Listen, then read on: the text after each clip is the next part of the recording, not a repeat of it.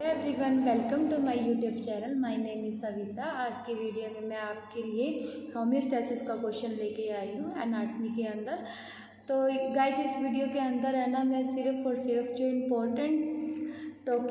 Important जो आपका content है उसके बारे में ही आपसे डिस्कशन करूँगी। जैसे कि मैं आपको इस वीडियो में एक तो एग्ज़ाम पॉइंट ऑफ व्यू से या जैसे अटेम्प्टिंग करनी है हमें, उस व्यू से मैं आपको बताऊंगी। ठीक है, तो स्टार्ट करते हैं हम होम्योस्टैसिस के बारे में स्टार्ट करें तो सबसे पहले मैं आपको बता दूं, इसको इंट्रोड्यूस करने किसने किया था। तो इट इज़ इंट्रोड्यूस, पहली लाइन हम ये लिखेंगे कि इसको इंट्रोड्यूस किसने किया था, बाय वॉल्टन बुकैनन ने।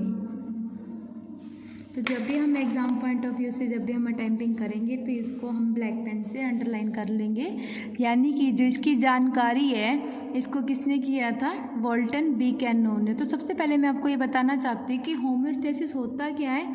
इसके अंदर हम है ना बॉडी का इंटरनल इन्वायरमेंट कैसे मेंटेन होता है वो हम पढ़ेंगे। तो इसको हम बोल सकते हैं इंटरनल इन्वायरमेंट ऑफ बॉडी। कल को अगर आपके एग्ज़ाम के अंदर या तो इस नाम से क्वेश्चन आएगा या होम्योस्टैसिस के नाम से क्वेश्चन आएगा। एक होता है हीमियो का मतलब क्या होगा, ब्लड का इंटरनल इन्वायरमेंट। तो इसके अंदर हम क्या पढ़ेंगे, ब्लड के इंटरनल इन्वायरमेंट को। लेकिन आज के टर्म में हमने क्या पढ़ना है, होम्योस्टैसिस, यानी कि बॉडी का इंटरनल इन्वायरमेंट क्या होता है, किसने जानकारी दी थी, ये होता क्या है, इसके बारे में क्यों ज़रूरी है, अगर ये अफेक्टेड हो जाए तो क्या क्या प्रॉब्लम हो सकती है। ठीक है, तो गाइज इसके बाद आपने क्या लिखना है, सबसे पहले आपने एक लाइन लिख दी कि इसको किसने इंट्रोड्यूस किया था, वॉल्टन बुकैनन ने।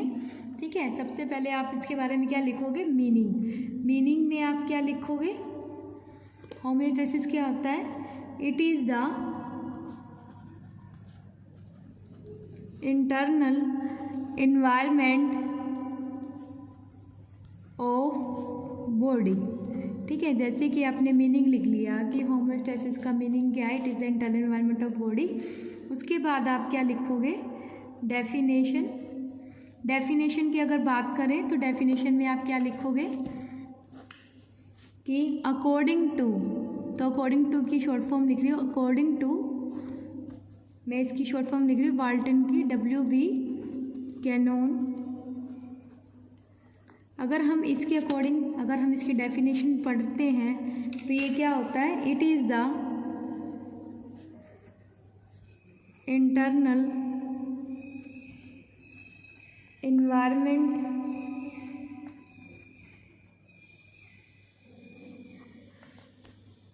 इज मेंटेन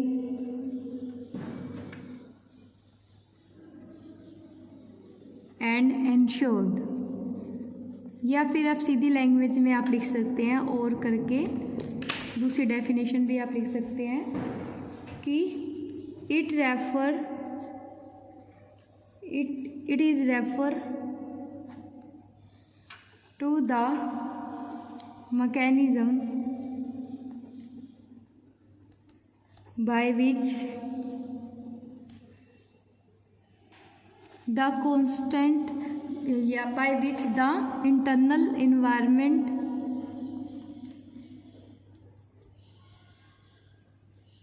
is maintained, ये भी लिख सकते हैं। लेकिन मैं आपको एक स्टूडेंट सभी को आपको एक बात बताना चाहती हूँ कि जब भी आप एग्ज़ाम पॉइंट ऑफ व्यू से क्वेश्चन अटैम्प्ट कीजिए या अगर आप अकॉर्डिंग टू जिसके भी अकॉर्डिंग लिख रहे हैं तो उसकी जो डेफिनेशन है डिट्टो होनी चाहिए। अगर आप इस डेफिनेशन के अंदर कोई वर्ड अगर आप मिस कर देते हैं तो आपकी पूरी डेफिनेशन रॉन्ग हो जाएगी। तो बेटर कीजिए कि आप इसको ना लिखने के बजाय डायरेक्ट डेफिनेशन लिखिए। ठीक है, तो नेक्स्ट चलते हैं हम, कौन कौन से फैक्टर अफेक्ट करते हैं। अभी हमने सिर्फ इसकी इंट्रो पढ़ी, ठीक है, इसका मतलब की मीनिंग और डेफिनेशन पढ़ा। अब हम पढ़ते हैं कि कौन कौन से फैक्टर अफेक्ट करते हैं या कौन कौन से फैक्टर इन्वॉल्व होते हैं किसमें, इन द मेंटेनेंस ऑफ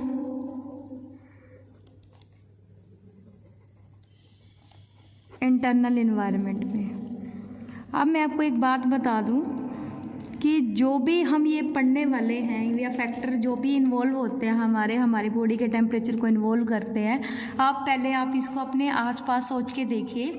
जैसे कि सबसे पहले आप इसके अंदर फ्लो चार्ट बनाएंगे, और मैं आपको ये भी बात बता रही हूँ कि ये जो क्वेश्चन है होम्योस्टैसिस का जो क्वेश्चन है, ये आपके फिजियोलॉजी यानी कि आपके जो फंक्शन ऑफ बॉडी के अंदर ये क्वेश्चन आने की कम से कम आपकी 95% चांसेस होते हैं। पिछले प्रीवियस पेपर के अंदर ये क्वेश्चन कम से कम 4 या 5 बार आया हुआ है।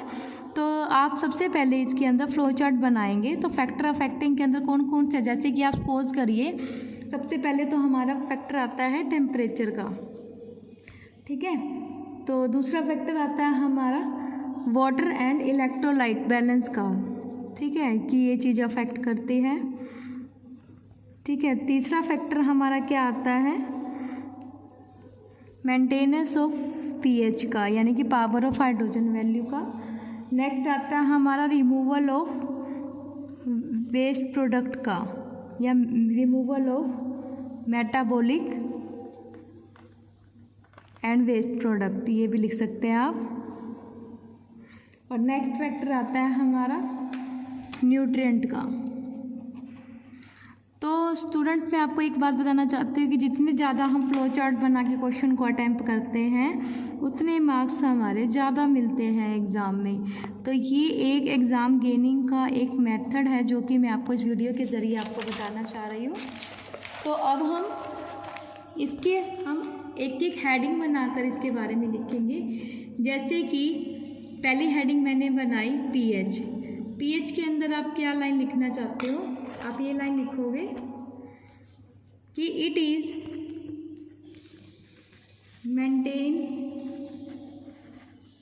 मेंटेनेंस ऑफ पीएच और एक्स्ट्रा सेलुलर फ्लूइड, यानी कि एसिड बेस बैलेंस।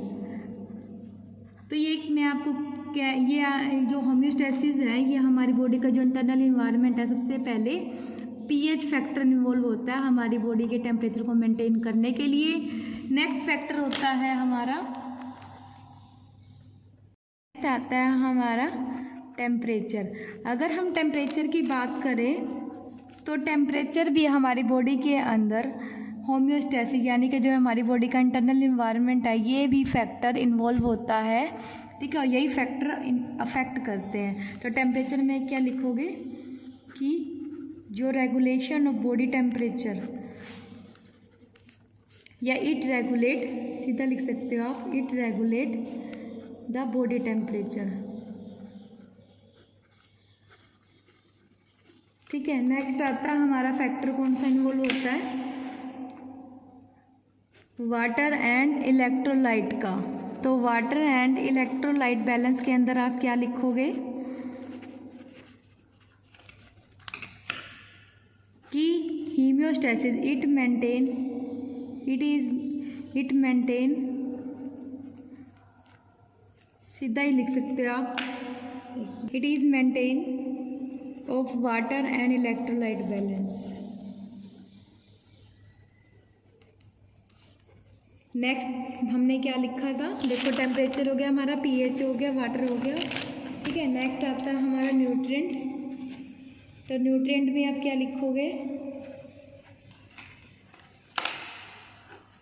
कि जो होम्योस्टैसिस है हमारी बॉडी का जो इंटरनल इन्वायरमेंट है,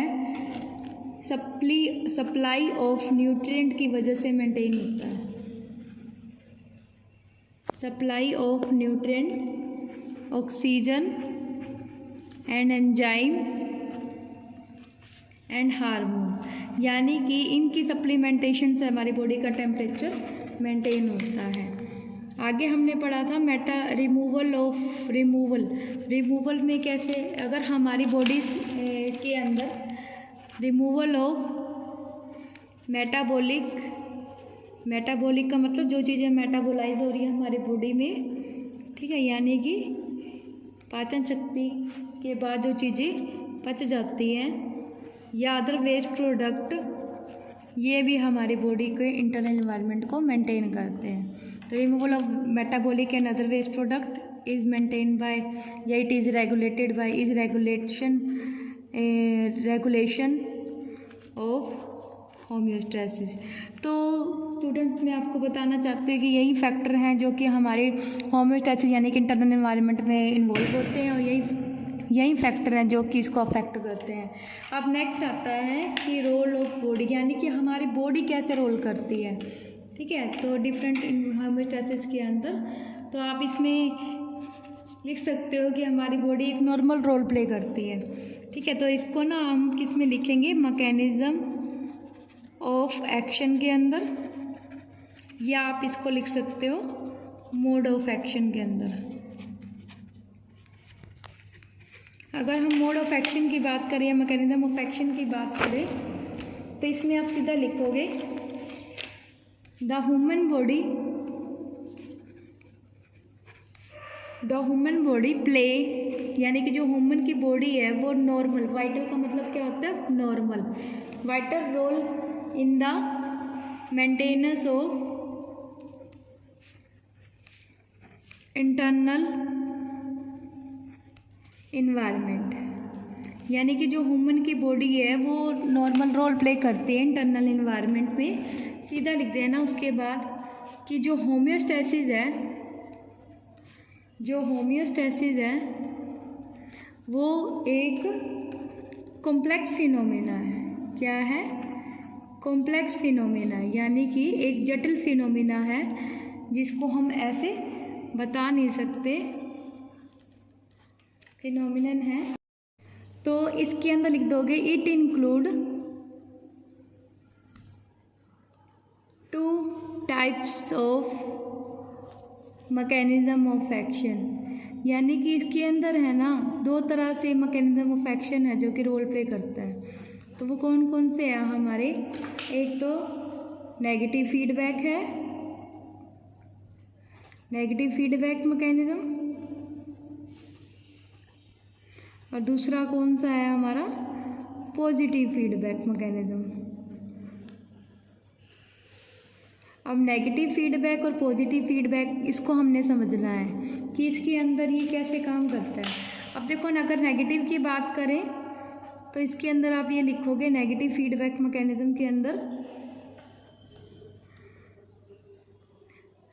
देखो नेगेटिव कैसे काम करता है, नेगेटिव वे से, यानी कि अगर हमारी बॉडी के अंदर कोई चीज़ कम हो रही है तो उसको हम इंक्रीज़ कर सकते हैं। यानी कि ये जो फीडबैक मैकेनिज्म होता है, अगर इस कंडीशन के अंदर हमारी बॉडी का इंटरनल इन्वायरमेंट मेंटेन नहीं, यानी कि कम हो रहा है, इसको हम बढ़ा सकते हैं। ठीक है, तो इसमें आप लिख सकते हो सीधा ही कि it is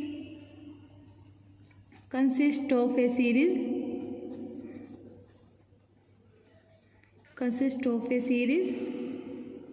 of changes that return the activity toward normal, यानी कि ये जो कंसिस्ट होता है एक सीरीज़ ऑफ चेंजेस के साथ कंसिस्ट होता है, सीरीज़ ऑफ चेंजेस के साथ बनता है, जिसके अंदर एक्टिविटी है वो नॉर्मल वापस से आ सकती है। वैसे इसके अंदर हम 3 टाइप के मैकेनिज्म और पढ़ लेते हैं। एक जो थर्ड टाइप हमारी आती है अडेप्टिव, तो इसके अंदर जो भी ये होम्योस्टैसिस है वो 3 वे से काम करेगा। अडेप्टिव फीडबैक मैकेनिज्म, अडेप्टिव में तो हमारी बॉडी अडेप्ट कर लेती है तब काम करती है। एक हमारी बॉडी है नेगेटिव, यानी कि नेगेटिव को आप कैसे एग्जांपल मैं आपको देती हूँ।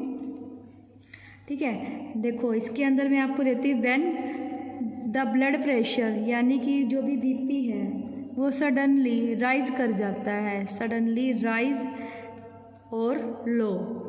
ठीक है, तो उसके अंदर क्या होगा, इनिशिएशन यानी कि शुरुआत होगी। तो initiate A series of reaction, मतलब कि उसके अंदर है ना कई सारी सीरीज ऑफ रिएक्शन में चेंजेस होंगी जिसकी वजह से ब्लड प्रेशर हमारा नॉर्मल लेवल पे आ सकता है। यानी कि मैं आपको एग्जांपल दूँ, अगर हमारा ब्लड प्रेशर, हमारी बॉडी का जो ब्लड प्रेशर है अगर अचानक से कम या ज़्यादा हो रहा है, अगर हम उसको मेडिसिन या प्रोटोकॉल दें तो हम उसकी सीरीज़ ऑफ रिएक्शन को जो भी चेंजेस हो रही थी उसको हम नॉर्मल पे ला सकते हैं। तो ये क्या है, negative feedback mechanism, positive. Next चलो positive feedback mechanism. Positive feedback के अंदर क्या होगा इसके अंदर हम उसको वापस नहीं ला सकते, क्योंकि कोई चीज़ अगर नेगेटिव में जा रही है तो उसको हम मोटिवेट करके हम पॉजिटिव वे में ला सकते हैं। इसी तरीके से अगर हमारी बॉडी के अंदर कोई भी नेगेटिव चेंज हो रहा है उसको हम पॉजिटिव में ला सकते हैं। अगर हमारी बॉडी अगर ज़्यादा काम कर रही है तो उसको एकदम से कम करना कम मुश्किल होता है। तो इसके अंदर क्या लिखोगे, it is better known as a vicious cycle. ठीक है, इसको हम मैंने साइकिल के ज़रिए आप जान सकते हैं। ठीक है, उसके बाद हम इसमें क्या लिखेंगे कि ये काफ़ी हार्मफुल होता है सम इंस्टांसेस में, तो इसमें डेथ भी हो जाती है। तो इसको एक लाइन बना के लिख दीजिए कि इट इज़ हार्मफुल, सीधा लिख दीजिए, एक रहने दीजिए, it is harmful and in some instances, यानी कि कुछ केसेस के अंदर, कुछ इंस्टांस के अंदर अगर हम देखें तो इवन डेथ भी हो सकती है। Even death can occur due to positive feedback mechanism. अब इसके अंदर मैं आपको एग्जांपल देती हूँ। ठीक है, एग्जांपल के लिए आप इसको कैसे समझेंगे विशियस साइकिल से। तो इसके लिए जैसे कि कोई भी पेशेंट है, उसका एक्सीडेंट हो गया है, तो इसमें उसकी ब्लीडिंग हो गई है, 2 लीटर ब्लड उसका लॉस हो चुका है। तो इस केस के अंदर क्या होगा, ब्लड प्रेशर उसका डिक्रीज जाएगा। ठीक है, डिक्रीज जाएगा तो भी उसकी डेथ हो सकती है। ठीक है, अगर ब्लड प्रेशर डिक्रीज है तो डिक्रीज फ्लो ऑफ ब्लड होगा। ठीक है, कहाँ पे, हार्ट मसल के पास, यानी कि हार्ट की मसल के पास जो भी ब्लड सप्लाई है वो वीक जाएगी। उससे क्या होगा, वीकनिंग ऑफ हार्ट हो जाएगा, यानी कि जो हमारी हार्ट की जो लेयर है हमारी वीक हो जाएगी, वीकनिंग ऑफ द हार्ट हो जाएगा। अब वीकनिंग ऑफ द हार्ट होने की वजह से डिक्रीज पंपिंग होएगी हार्ट के अंदर, decrease pumping power of the heart होएगा। अगर decrease pumping power of the heart होएगा तो उसकी वजह से भी हमारा जो ब्लड प्रेशर है वो भी हमारा कम चला जाएगा, उसकी वजह से भी डेथ हो जाएगी। यानी कि इसके अंदर कोई चीज़ बढ़ती जा रही है तो हमारी सेल के अंदर चेंजेस भी ज़्यादा आएगा, हमारे जो फैक्टर्स अफेक्टेड थे वो भी ज़्यादा चेंज हो जाएंगे, तो उसकी वजह से उसकी डेथ होनी पॉसिबल है, मतलब उसकी डेथ होएगी। ठीक है, इसी के अलावा अगर मैं दूसरा सैंपल की बात करूँ तो आप क्लोट फॉर्मेशन में भी आप बता सकते हैं कि अगर मान लो कोई भी बॉडी है, मतलब बॉडी के अंदर कहीं अचानक से ब्लीडिंग हो रही है, तो ब्लीडिंग होने की वजह से जो हमारी वेसल है वो रप्चर हो जाएंगी, तो थ्रोम्बिन फॉर्मेशन होगा, तो जिसकी वजह से जो सर्कुलेशन है वो स्टॉप हो जाएगा और जिसकी वजह से उसकी डेथ हो जाएगी। ठीक है, नेक्स्ट आता है हमारा थर्ड, अडेप्टिव के अंदर हम क्या करते हैं, हमारी बॉडी अडेप्टिव कंट्रोल सिस्टम या मैकेनिज्म, अगर अडेप्टिव के अंदर क्या करती है इसको हम बता सकते हैं, it refer to a delayed type of, यानी कि इसके अंदर हमारी जो बॉडी है वो डिलेड टाइम में, यानी कि थोड़ी लेट उसको अडेप्ट कर लेती है, delayed type of negative feedback mechanism. ठीक है, तो इसको हम कहाँ देख सकते हैं, these are seen in nervous system. Example के लिए हम नर्वस सिस्टम में हम देख सकते हैं। और अगर हम एग्जाम्पल की बात करें तो हम ये भी ले सकते हैं कि कुछ मूवमेंट होती है बॉडी की जो कि बहुत तेज़ी से होती है, लेकिन इनर टाइम के अंदर जो नर्व सिग्नल होता है वो पेरिफेरल पार्ट ऑफ बॉडी के अंदर ट्रैवलिंग करते वक्त काफ़ी कम टाइम में पहुंचता है, तो इसकी वजह से ब्रेन और जो पेरिफेरल नर्वस सिस्टम है वो उसको कंट्रोल कर लेते हैं। उसका मतलब क्या हो गया, वो अडेप्टिव कंट्रोल मैकेनिज्म है। ठीक है, तो स्टूडेंट मैं आपको इस वीडियो के ज़रिए होमियोस्टेसिस के बारे में आपको बताना चाहती थी, जो कि हमारा एग्जाम पॉइंट ऑफ व्यू में आने वाला क्वेश्चन है। इसके अंदर हम बॉडी का इंटरनल इन्वायरमेंट हम पढ़ते हैं। सबसे पहले अपने मीनिंग लिखनी है, डेफिनेशन लिखनी है, फैक्टर अफेक्टिंग लिखनी है। ठीक है, यही फैक्टर अफेक्ट करते हैं और यही फैक्टर इसी के अंदर इन्वॉल्व होते हैं। तो इसमें लिख देना आप कि इट इन्वॉल्व्स, कि इसके अंदर हमारी ये फैक्टर थे, इसमें फ्लो चार्ट ज़रूर बना देना। उसके बाद इसके अंदर जो मेन मैकेनिज्म है पॉजिटिव और नेगेटिव का वो आपने एक्सप्लेन करना है। ठीक है, तो प्लीज़ स्टूडेंट इस वीडियो को ज़्यादा से ज़्यादा लाइक शेयर सब्सक्राइब करना। लाइक शेयर सब्सक्राइब जरूर करना। जिन स्टूडेंट ने अभी तक सब्सक्राइब नहीं किया है वो जल्दी से जल्दी कर लो। मैं अपने इस चैनल पर जो भी इंपॉर्टेंट क्वेश्चन होते हैं और कैसे अटेम्प्टिंग करनी है उन सब के बारे में आपको वीडियो अपलोड यानी कि वीडियो के ज़रिए आपको मैसेज देती रहूँगी, ठीक है। और मेरा इसके अलावा एक और चैनल भी है, ठीक है, OBG विद सविता जुनेजा के नाम से। उसमें मैं सिर्फ OBG के जो लेक्चर्स हैं वो सिर्फ उसमें अपलोड कर रखे हैं मैंने, प्रैक्टिकल वे से भी थियोरेटिकल वे से भी। तो प्लीज़ स्टूडेंट जिन्होंने उस चैनल को भी अभी तक सब्सक्राइब नहीं किया उसको भी अब तक सब्सक्राइब कर ले जितना जल्दी हो सके, ठीक है। और जितना जल्दी होगा मैं आपको एक वीडियो जल्दी से जल्दी अपने इस चैनल के अंदर जो GNM स्टूडेंट के लिए जो भी सिलेबस होता है, जो इम्पोर्टेंट टॉपिक होते हैं उनके ऊपर एक वीडियो अपलोड करने वाली हूँ, ठीक है। Thank you.